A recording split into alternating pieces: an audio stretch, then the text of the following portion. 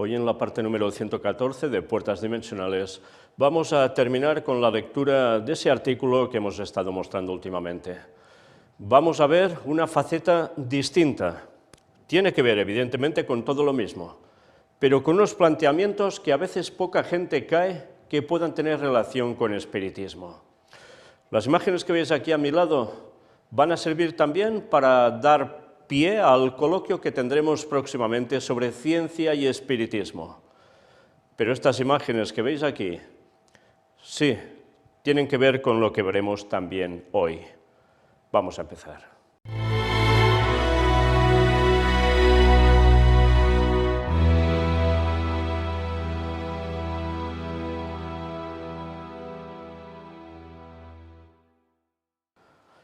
Pues bien, empezamos donde terminaba esa lectura de ayer. Las tres I's negras del espiritismo. Vamos a ver que ellos aquí en inglés utilizan tres palabras que empiezan por I, pero que en la traducción al español tiene una pequeña variación, una de ellas. Alguien ha dicho que hay tres I's negras que acompañan al espiritismo, y estas le darán una razón exhaustiva por la que deberías rechazarla como una de las herejías más peligrosas e impías del momento. La primera I negra es la locura. El doctor Winslow, conferenciante de Oxford sobre enfermedades mentales, dice que la prevalencia de la locura debida al espiritismo va en aumento. ¿Alguien se había planteado esto? Qué pocas personas, que puedan haber problemas de enfermedades mentales que tengan que ver directamente con el espiritismo. Ya en esos tiempos, este conferenciante de Oxford ya llegó a decir que esto era así, iba en aumento. Es lógico que sea ruinoso para los médiums. El mismo Sir William Crookes dice: después de presenciar el doloroso estado de postración nerviosa y corporal en que muchos de los experimentos han dejado al médium desmayado, pálido, sin aliento, no puedo dudar, sino que la violencia de las fuerzas psíquicas significa un agotamiento correspondiente de las fuerzas vitales. Ya veis, William Crookes, del que estuvimos hablando precisamente. ¿Y qué relata ahora él aquí? Lo que podía ver que sucedía con los médiums, desmayados, pálidos, sin aliento, perdían fuerza física, fuerza vital, debido a lo que se manifestaba en ellos. Quedaban, ya veis, destrozados prácticamente.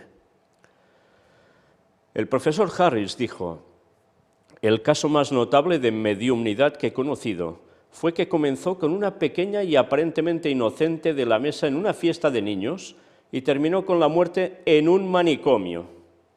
Fijaos dónde nos está llevando esto también.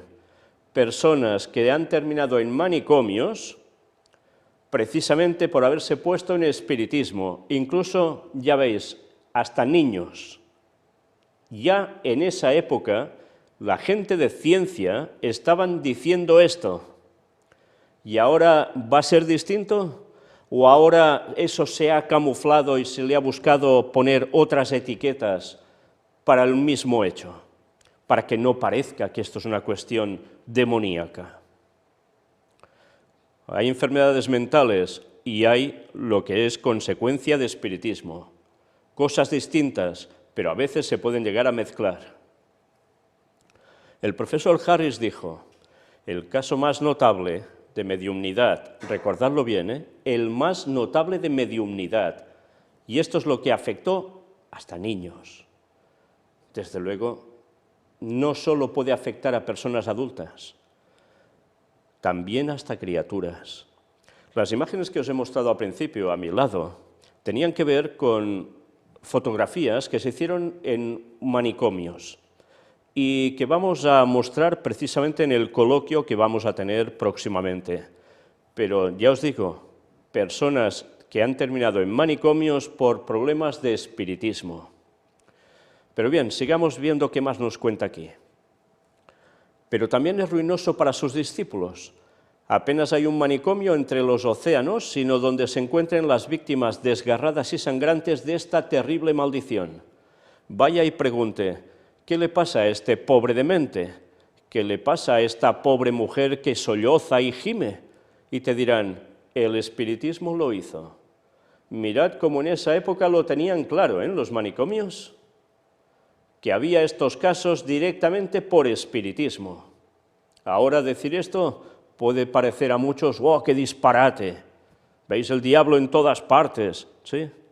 Pues es sencillamente la forma de camuflar para que la gente siga cayendo en lo mismo.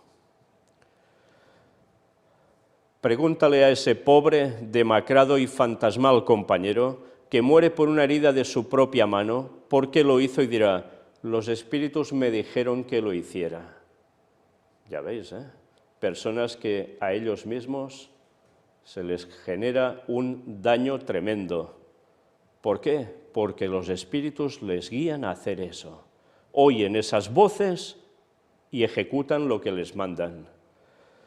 En fin, una vez más, siempre recordaré cuando daba estudios bíblicos a una pareja y la chica, que era una chica muy inteligente, me dijo su experiencia, me contó cómo ella era una muy buena estudiante, pero un día se le ocurrió hacer un cursillo de superación personal, y ya sabéis que esto tantas veces va ligado a cuestiones de espiritismo, y en muy poco tiempo ya empezó a oír voces dentro de su cabeza, cogió esquizofrenia, y un día la voz le decía que tenía que matar a su madre, y cuando iba a hacerlo, se resistió hacia esa voz, abrió la ventana y se echó desde un tercer piso abajo. Sí, quedó herida, pero salió adelante. Pero fijaos, no es nada más ni nada menos que lo mismo que nos están contando en todo esto. Sí, enfermedades mentales, pero también por cuestión de demonios en espiritismo. El juez Edmonds, en una conferencia en favor del espiritismo, admitió todo esto en tantas palabras. Dijo, hay una fascinación por consultar con los espíritus de los muertos que tiene una tendencia a alejar a la gente de su recto juicio y a inculcar en ellos un fanatismo que es repugnante para la mente natural. Y era un juez, El espiritismo ha arrasado al medio mental a algunos de los intelectos más brillantes del mundo. Viene a aquellos que están en problemas, que han tenido una desgracia, y especialmente a aquellos que han perdido algún ser querido. La prueba es aguda, todo es oscuro, la separación es insufrible, y el espiritismo dice, ven y abriremos el mundo invisible para ti y traeremos de vuelta a tu ser querido.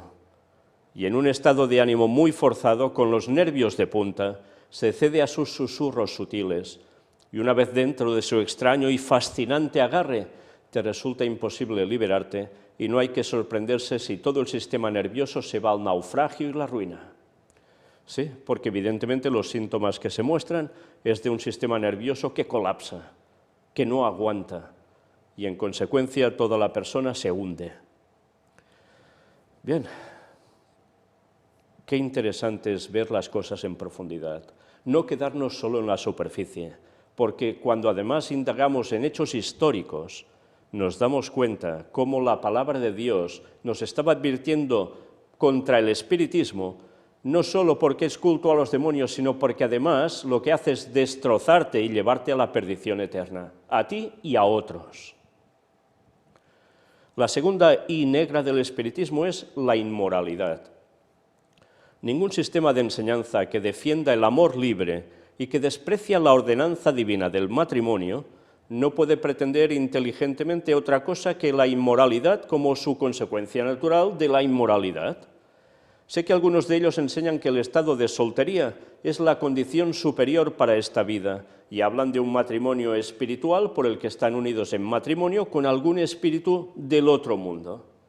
Bien, ya vimos también en las noticias de actualidad como en China hay una costumbre, vaya costumbre, de casarse con muertos, que es perseguido por la ley en la actualidad, pero que se sigue haciendo y se pagan cantidades de dinero impresionantes para que eso se realice. Pero es que esto aún va más allá de esta cuestión. En el espiritismo también se hablaba de que lo bueno era estar solteros. ¿Por qué? Pues porque podías tener amor libre con cualquiera y no pasa nada. Matrimonio, ¿para qué? Te atas aquí y no sirve de nada, es absurdo.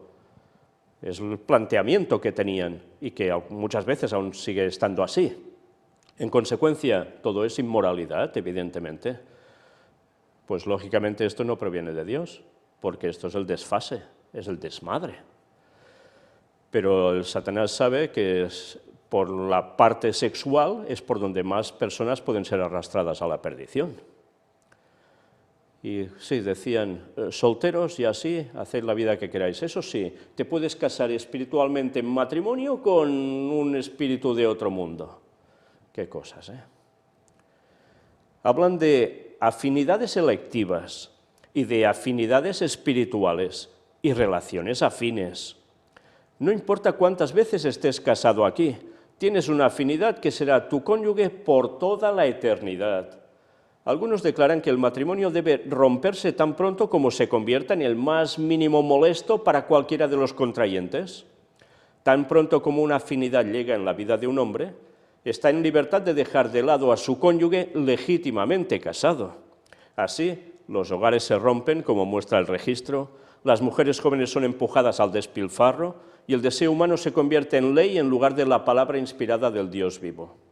Sí, había personas que sí, se casaban, pero claro, a la mínima excusa que encontraban que esto no les gustaba, por alguna circunstancia, cualquier cosita, pues fuera, se acabó el matrimonio.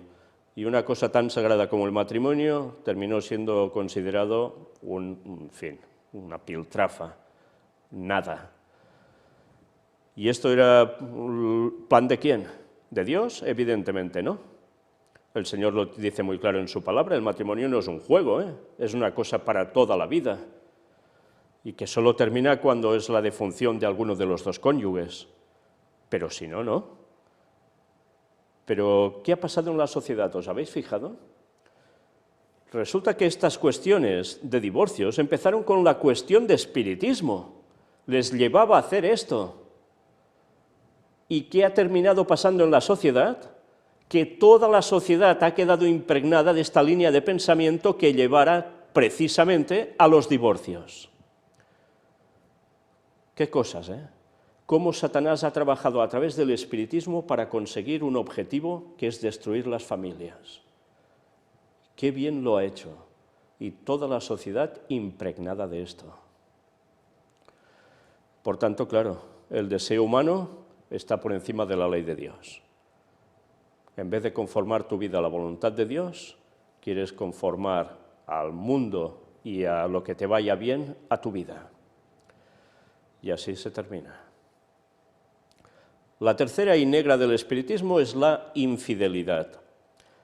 Talmage dijo una vez, primero haz a un hombre un cuarto de un infiel, luego lo hace medio un infiel, luego lo convierte en un infiel completo.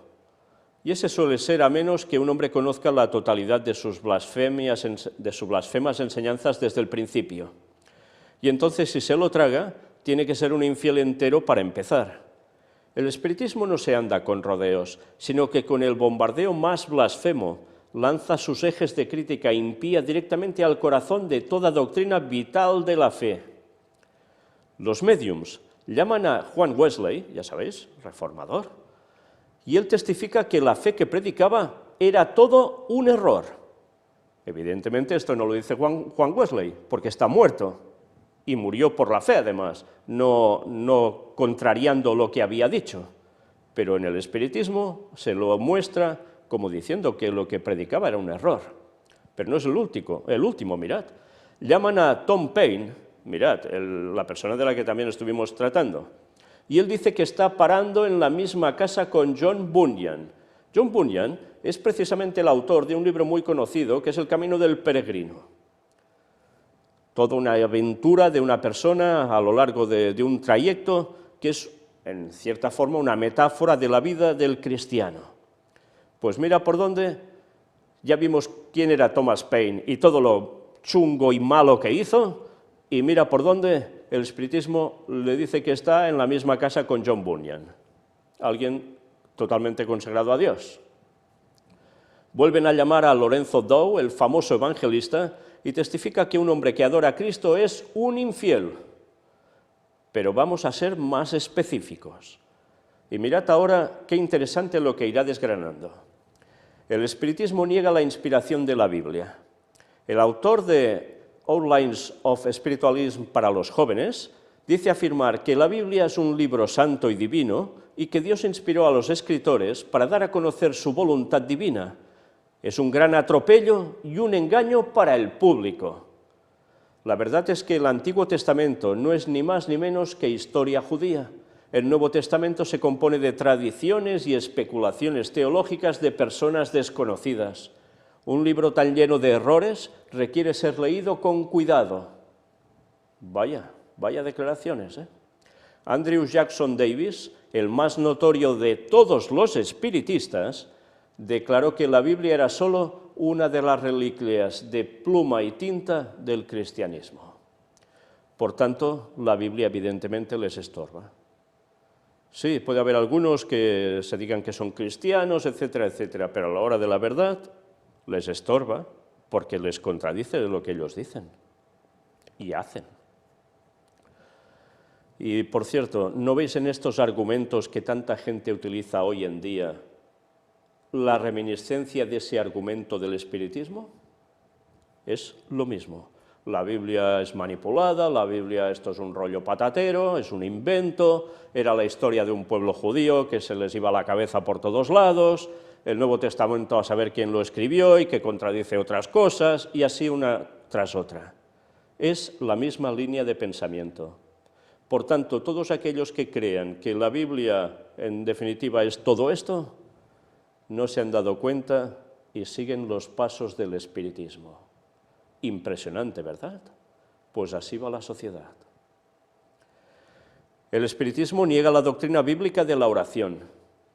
Si la oración es respondida, no es porque se ofreció a Dios en el nombre de Cristo, sino como el señor Wallace, en su ensayo sobre el espiritualismo moderno, dice: los hombres que rezan con más frecuencia, con más seriedad y con más desinterés, atraen hacia ellos a un número de seres espirituales que simpatizan con ellos y que, con el poder mediúmnico necesario, podrán, ya que a menudo están dispuestos, a responder a las oraciones. Vaya. Por tanto, no es Dios el que te responde porque ofreces la oración a través del nombre de Cristo. No, seres espirituales que atraes. Esos te arreglan la vida, te responden las oraciones. Vaya. El caso de George Mueller y su orfanato, y dice que los poderes mediúmnicos de George Mueller permitieron a los espíritus trabajar para él, influyendo en otros para que le enviaran dinero y comida y ropa. ¡Qué pobre intercambio! Toda esta bazofia por la rica promesa de nuestro Señor y la dulce experiencia del Hijo de Dios en lo que respecta al bendito privilegio de la oración. Por tanto, la oración para ellos, ya veis, nada de nada. Eso sí, te ayudan los espíritus. El espiritismo niega la personalidad del diablo. ¿No es una línea de pensamiento totalmente común hoy en día? ¿De dónde procede? Ya veis, del espiritismo. En un libro espiritista titulado «Lo que es correcto», el escritor dice: no hay diablo y no hay espíritus malignos. Para el espiritista el diablo es simplemente un principio abstracto del mal. Cuán absolutamente opuesto a la enseñanza de la palabra de Dios es todo esto. No necesitamos que se nos diga. ¿Os dais cuenta? ¿De dónde se está empapando la sociedad actual para tener estos mismos planteamientos hoy en día? Pues todo les viene del adoctrinamiento espiritista, ya veis de qué años. Y ahora, tanta gente cree que lo que creen lo creen porque son muy listos, y resulta que es por la influencia del espiritismo de estos últimos siglos. Y no tienen ni idea. Pero como les va mejor no creer en la palabra de Dios para no cambiar sus vidas, pues aceptan todos estos planteamientos. ¿Está triunfando o no el espiritismo? Y mucho más de lo que nos podíamos llegar a imaginar, porque estamos hablando mucho de espiritismo en sus formas, lo que hacen, pero no nos hemos percatado que la línea de pensamiento actual de este mundo, principalmente de todo nuestro medio, está proveyendo directamente del espiritismo. Sí, de allí procede. El espiritismo niega la doctrina bíblica del Espíritu Santo. Atención a esto, también. Enseña que Dios es dual y que el Espíritu Santo es el lado materno de Dios. Uno de sus escritores más notables dice que el Espíritu Santo no significa más que el aliento sagrado y que Jesús no quiso decir más que esto cuando mencionó esta supuesta personalidad santa. ¿Recordáis personas que creen que el Espíritu Santo es eso, un aliento sagrado que procede de Dios y que no es la tercera persona de la deidad? Pues mirad de dónde proceden esas creencias. Qué lamentable, ¿eh? Sí, no solo son los testigos de Jehová, porque incluso hay personas que han pasado por la Iglesia Adventista y han terminado creyendo este disparate. Y mira de dónde los procede todo esto, del espiritismo. Y luego creen que ellos investigan tan bien la Biblia y están tan iluminados por la oscuridad de Satanás. Y encima arremeten contra cualquier persona que hable de la deidad en tres personas, tal como hemos mostrado. Vaya con el espiritismo, ¿eh? ¿Hasta dónde está llegando? Y esto no es todo. Además dice, fijaos bien, cuando empieza a decir, uno de esos escritores más notables, dice que el Espíritu Santo no significa más que el aliento sagrado y que Jesús no quiso decir más que esto cuando mencionó esta supuesta personalidad santa, mientras que Gerald Massey dice que el otro consolador que Jesús prometió enviar era tan naturalmente el espíritu de un ser querido que se ha ido reconfortando a los afligidos aquí en la tierra. Las multitudes que se dedican a jugar con el espiritismo no tienen idea de a dónde los llevan sus perniciosas enseñanzas. Sí, encima esto, el otro consolador, o sea, el Espíritu Santo, que Jesús dijo que iba a llegar cuando Él se retirara, pues, mira, sencillamente es un espíritu de un ser querido. Vaya, vaya. Y ahora aún creeréis que la gente que niega la deidad, la divinidad del Espíritu Santo como tercera persona, no ha caído de lleno en espiritismo, aunque se crean cristianos. Pues ya veis qué panorama. Ojalá la gente estudiara un poco más a fondo, en vez de quererse tragar las sutilezas que el diablo está sacando continuamente a través de muchas personas, poniéndoles filosofadas en la cabeza y creyéndoles tan listos, tan superiores en su conocimiento a los demás. Y resulta que no se han dado cuenta que se han apartado totalmente de Dios y que eso es pecar contra el Espíritu Santo. Y ese pecado no tiene perdón. Aún hay algunos que a veces han cambiado, gracias a Dios se han dado cuenta de las cosas, pero son tan escasos, porque los que en su interior verdaderamente han puesto punto y final a este tema y han dado por cierto que el Espíritu Santo no es la tercera persona de la deidad, los que realmente en su corazón lo han abrazado a tope, estos están perdidos, porque eso no tiene perdón. Lamentable, ¿eh? Lamentable sobre todo por la consecuencia eterna que va a tener. El espiritismo niega la doctrina bíblica del más allá. La palabra de Dios dice, ahora es el día de la salvación, pero el espiritismo extiende este día más allá de la tumba y en el otro mundo. Hay 7 esferas a las que van los espíritus de los difuntos. Esto es lo que enseñan, ¿eh?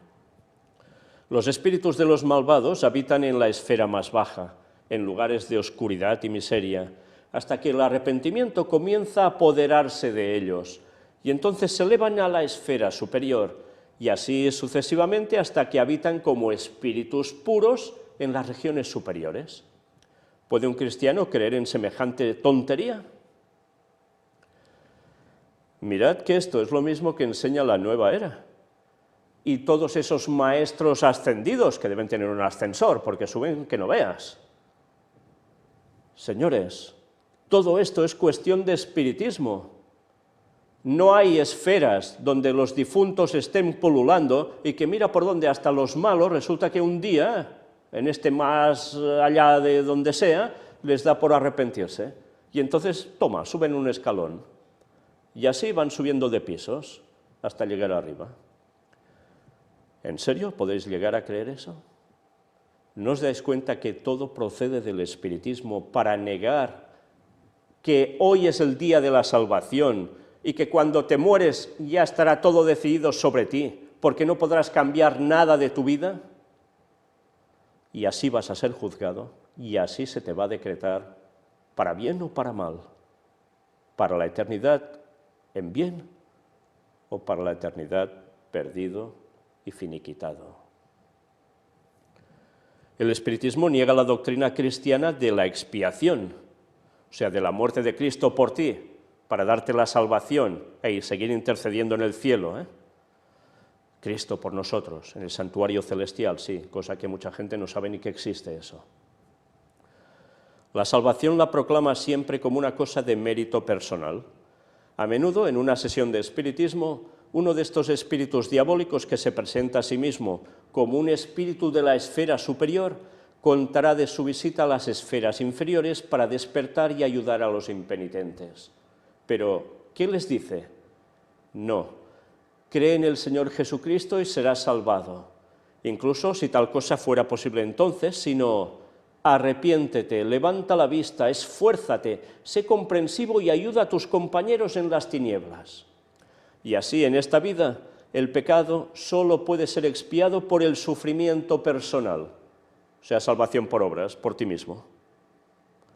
Uno de sus notables escritores, M.A. Oxen, dice: el pecado es remediable mediante el arrepentimiento, la expiación y la reparación personalmente en el dolor y la vergüenza, y no por gritos cobardes de misericordia.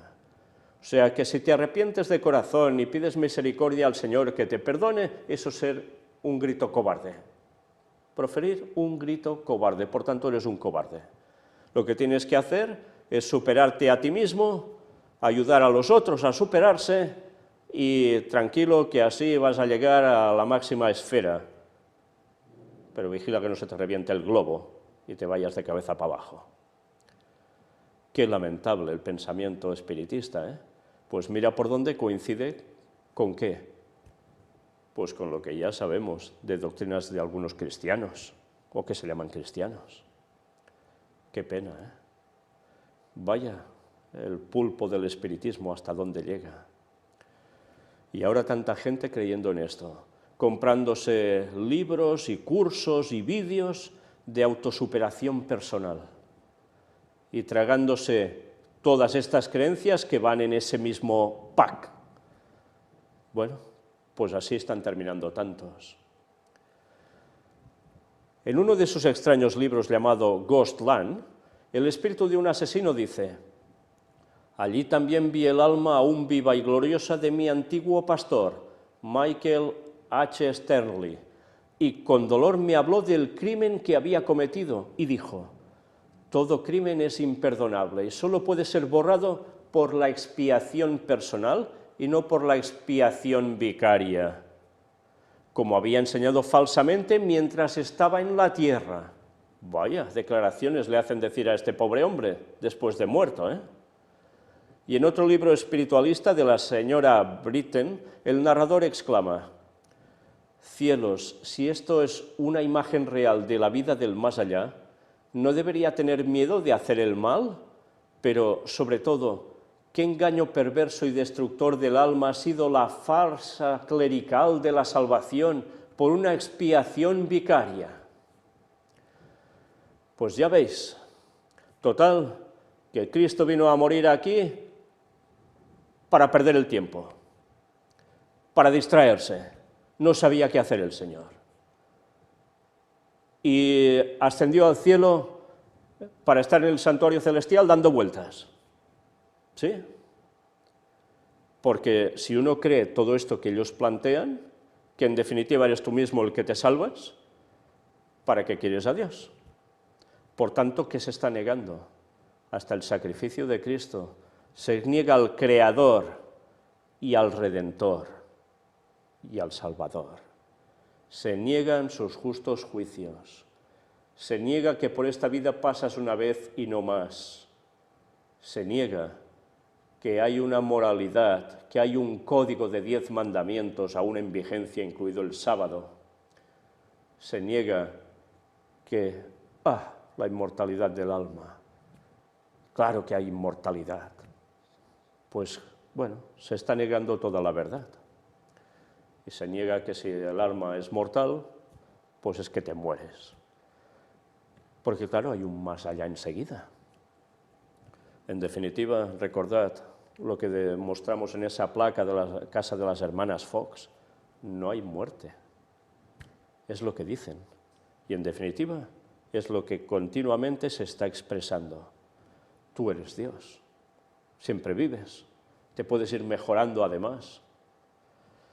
En fin, qué forma de despreciar la sangre de Cristo, ¿eh? Qué forma. Y por último, el espiritismo niega la deidad del Señor Jesucristo. Claro, es obvio. Fue un reformador social, fue un maestro honrado, pero no era el Hijo de Dios, solo en el sentido en que cualquier otro hombre puede serlo. De los labios del conocido M.A. Oxen se nos dice que discriminemos entre la verdad de Dios y los brillos de los hombres, y que sepamos que la divinidad del Señor Jesús es una ficción que Él repudia y que el hombre ha forzado sobre su nombre. O sea, como un invento, que Él era un hombre y se acabó. Sí, un maestro honrado, un reformador social, algunos ahora decían en los años 60 que era un hippie. Pues no, señores, era el Hijo de Dios, por más que les moleste. Pero claro, si Él era el Hijo de Dios y dijo que era el Yo Soy del Antiguo Testamento, estaba diciendo que era lo máximo y que Él es Dios y nosotros criaturas. Pero claro, aquí interesa que pensemos que todos somos dioses. Y autoengañarnos y quedarnos tan contentos. Y esto la gente se lo traga. Y qué triste, ¿eh? Porque cuántas personas hoy se plantean cosas como muy malas y la Biblia las refrenda como muy buenas. A lo bueno malo y a lo malo bueno. Pues ya veis, ¿de dónde viene toda esta línea de pensamiento? Pues de lo mismo, de negar que Jesús es Dios. Sigue diciendo, el notorio Gerald Massey, el poeta espiritualista, escribió, no encuentro que Cristo reclamara para sí mismo más de lo que sostenía como posible para los demás. Cuando se identificó con el Padre, fue la unidad de la mediumnidad. Era el gran medium o mediador. Lo mejor que pueden hacer por su Señor es hacer de Él un medium. Qué forma de torcer las cosas, ¿eh? Qué forma de torcer las cosas. Qué bien el diablo es capaz de tergiversarlas para que la gente, bajo unos planteamientos filosóficos, acepte un error brutal que lleva de cabezas a la perdición. Pero qué bien lo plantea todo. Y cualquier persona que no se quiere versar en la palabra de Dios, ya ves, qué fácil es que caiga de 4 patas en este engaño. El doctor Weiss declara que todos los testimonios recibidos de espíritus avanzados solo demuestran que Cristo fue un medium o reformador en Judea, que es ahora un espíritu avanzado en la 6ª esfera, pero que nunca pretendió ser Dios y no lo hace en la actualidad. Vaya mentira de arriba abajo. Recordad lo de la 6ª esfera. Ya vimos como del personaje que estuvimos hablando hace unas conferencias atrás, Thomas Paine, se decía que él ya estaba en la 7ª esfera, mientras que Jesús estaba en la 6ª. Total, que un hombre con unos 80 y pico de años o algo así, pasó de repente arriba de todo y Jesús llevaba 2000 años y mira por dónde, con todo lo que hizo y demás, y resulta que estaba en la 6ª. No había llegado al 7º piso, tú. Qué cosas, ¿eh? Pues ahora ya veis, este es el planteamiento, pero además, qué forma de mentir tan descarada cuando dicen que nunca pretendió ser Dios. Si precisamente lo mataron porque dijo que era Dios y aceptó que le adoraran. ¿Cómo se puede tergiversar tanto el relato bíblico? Y dice que además no lo hace en la actualidad de pretender ser Dios. Vaya, pues entonces va a venir como que, porque va a volver dentro de 9 años y pico. ¿De qué vendrá? ¿Hacer de pastorcillo? Vendrá a poner punto y final a esta historia, señores, porque viene como Dios justo. Pues el espiritismo, claro, a eso evidentemente no le interesa. Esto es el espiritismo y lo que piensa del Señor Jesucristo. ¿Podría la blasfemia, la profanación ir más lejos? Pablo dice, hay un solo mediador entre Dios y los hombres, el hombre Cristo Jesús. El espiritismo dice, el hombre Cristo Jesús fue solo un medium y que cualquiera puede ser lo que él fue. Totalmente lo más apartado de un extremo del otro. No bebas de la copa de los demonios. Amigo mío, evita esta herejía infernal si es que valoras tu alma, porque una vez que pongas tu mano en la mano de la bruja de Endor, y ella te llevará finalmente a la negación de todo lo que ahora consideras sagrado con respecto a tu fe, y al final te llevará con ella, de la mano, al pozo sin fondo de la perdición. Es un asunto de las tinieblas. ¿Y qué comunión puede tener un hijo de la luz con los poderes de la noche? No podéis beber la copa del Señor y la copa de los demonios. Es un sistema de mentiras y se levanta contra el Señor del cielo.